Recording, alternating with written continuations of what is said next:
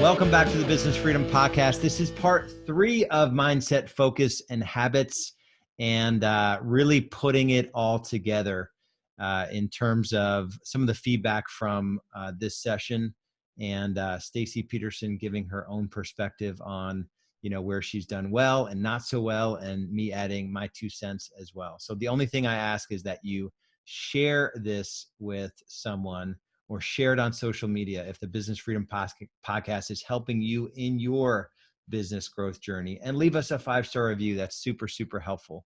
So stay tuned for part 3.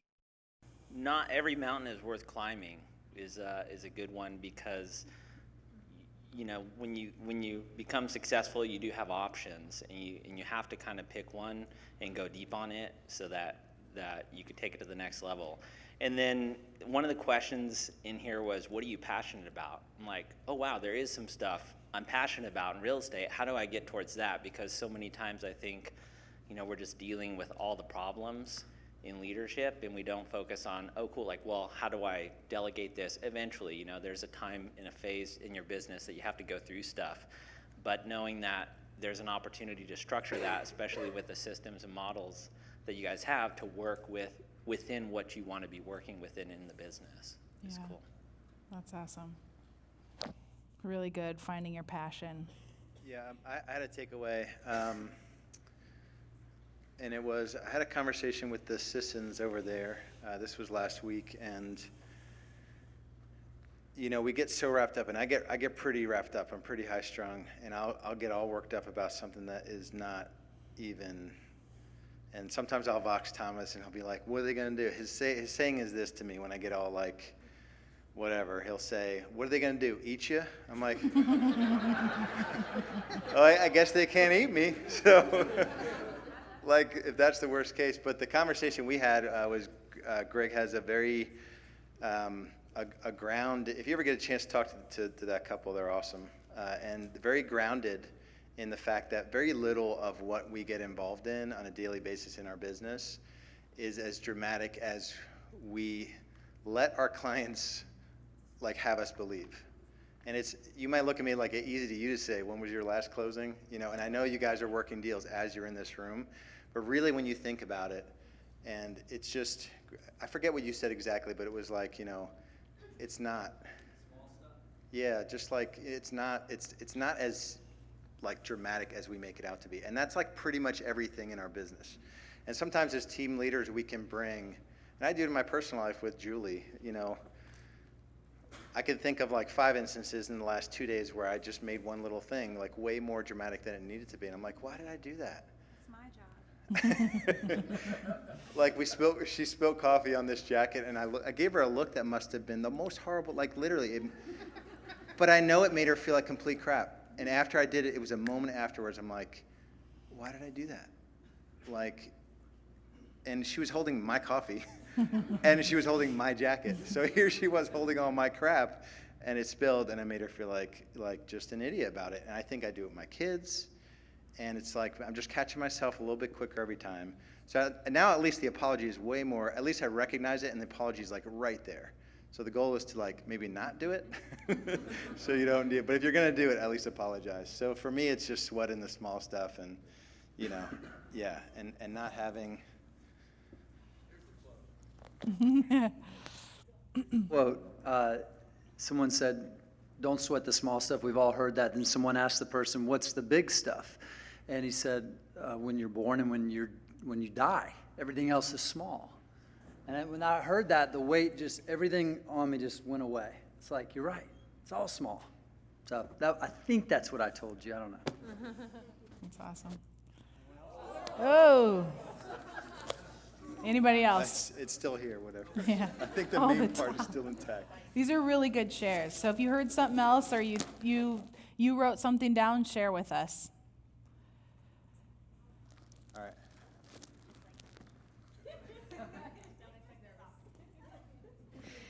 I guess just going with that, because I do the same thing. Like sometimes I'll stress over something and I make it bigger and bigger and bigger.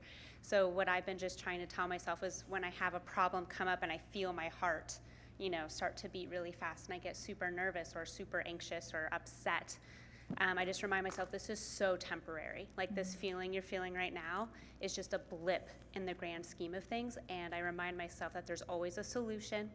Talk it out, figure it out, and move on. And that's just been helping me lately, that, the stresses in life are so temporary, but the happiness and the end result is so much greater.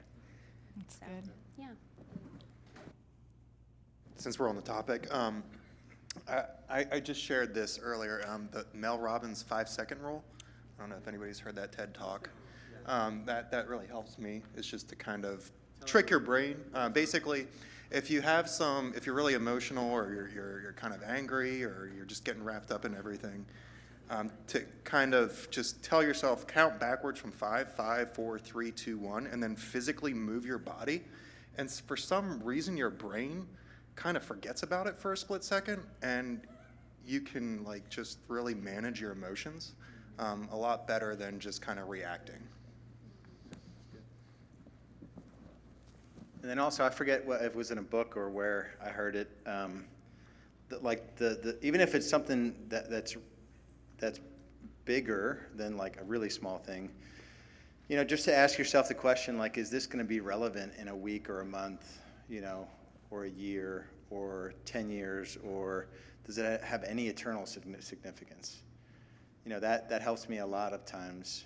We're going through some challenges with our daughter, who she's just spirited, quote unquote, and it's really it's probably the biggest, and I don't say challenge in a bad way, it's game on, we're gonna figure this thing out, and it is taking every bit of I'm all in the books, and and really challenging myself and I'm learning stuff, just how to relate to people in general, where I just have a response for freaking everything, and it's people don't want that. They want to just be heard. And when my daughter flips out and she goes from 0 to 100 miles per hour in a split second, she doesn't want to be met with that 100 mile per hour intensity. She just wants you to understand what she's going through and just slow the thing down a little bit for her and get her down to a level where, and I feel like that's just good advice for anyone, is that a client is flipping out. If you meet them, with a certain level of attention, maybe they just need you to be a calming influence. I feel like the thing you said, if you could bring that to your clients, and just be that, we're going to get through this. It's just a freaking faucet leak. You want to tell them, it's not worth, displacing your entire family and not moving here because of the fact that the seller won't repair this faucet. We're going to figure this out, I promise you.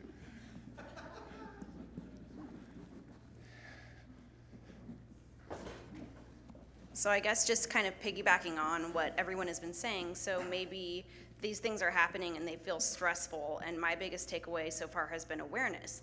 All these things are happening and we're kind of just rolling through every day, going through the motions, trying to get through things, and sometimes we don't think about how our reaction is really affecting other people.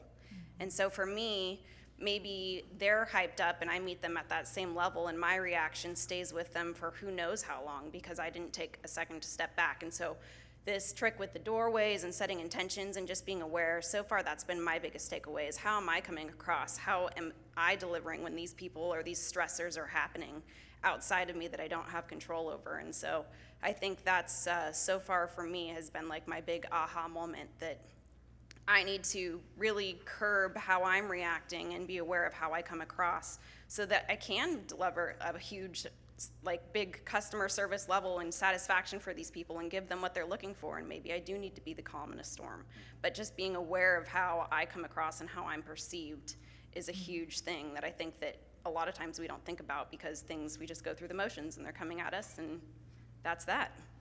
That's good. Yeah, and the person you're dealing with is slamming through their day, and just with no awareness. So that's really good. You have time for, Yeah. I don't know if I can throw that far. We got 2 more over here.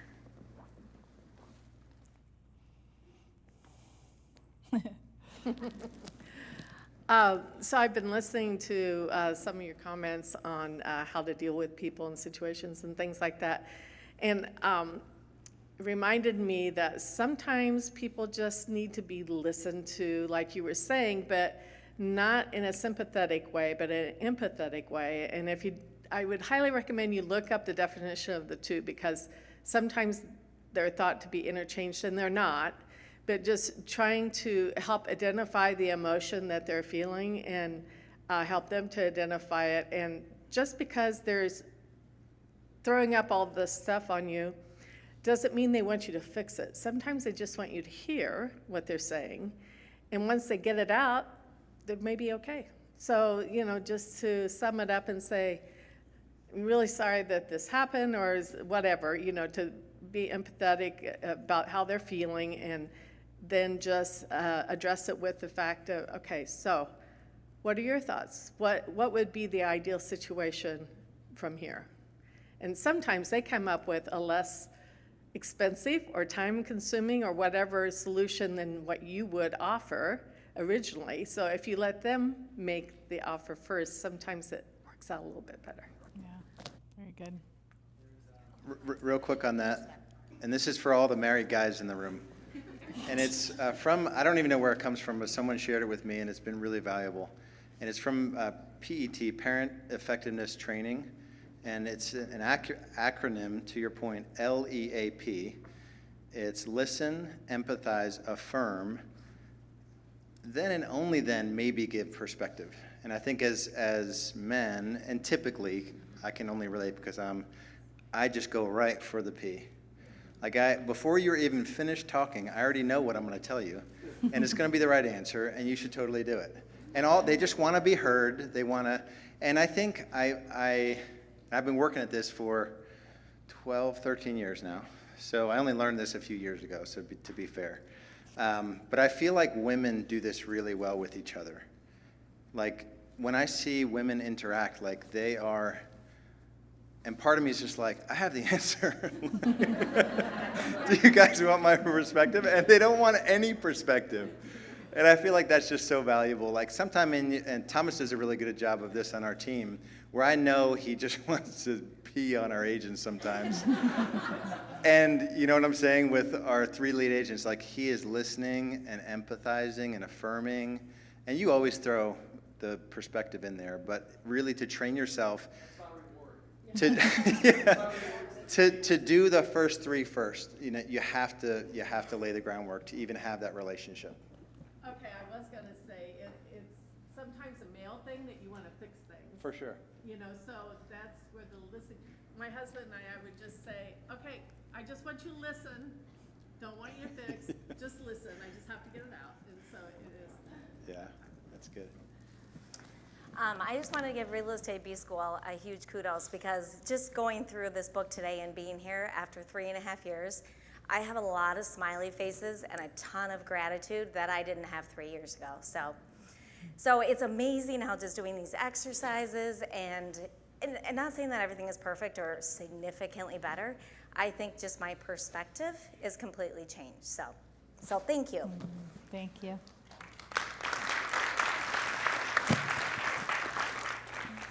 Anybody else? Oh, Misty. The best last name for real estate ever. That's right. So I was at a conference last week, and it was a far inferior conference to this one, I'll just say. But just connecting something I heard there to what we're talking about with clarity. And this guy was saying that he had talked to a business coach that said, what if you pulling back gave you unlimited success? And he took that advice and it helped him. But, it's just that idea that we overcomplicate everything. And we know the steps that we need to take. Being successful in business, there's a lot of examples of things to do, but we just mentally overcomplicate things, and just sometimes pulling back and not trying to make ourselves feel important in everything we do by doing our thing instead of what we know is going to work just can really make things easier. Yeah, that's a good one. So one of the best things that we learned between years of retail and having the real estate business is somebody told us one time, meet them on the beach. And when you rush the tide when it's coming in, it'll knock you down. You'll fight it to stay there. So if you wait until the tide comes up on the beach, you can walk into it. And so when you have people that are out of control, or even yourself, just wait till the tide comes in and meet them on the beach. Well, it's proven you can't be in your emotional brain and your solution brain at the same time. So if you can sit with someone, your kid comes home and says, I hate school, nobody likes me, my teacher hates me, I'm horrible at what I do. They don't need you to say, what are you talking about? Tommy just invited you to the sleepover. And no. They need you to stay right there and say, wow, that must really hurt to feel like you don't have a friend in the world. Right? Doesn't mean you agree with them, right? But you allow them to get that all out, and then when they're done, they're actually brighter than we give them credit for sometimes. They come up with their own solution. We don't need to come up with the solution. We need to hear them. That book, No Drama, Discipline, is Yeah. exactly that. Yeah. Where it's the lizard brain, Yeah. or the reptilian brain, they're like, don't poke the lizard.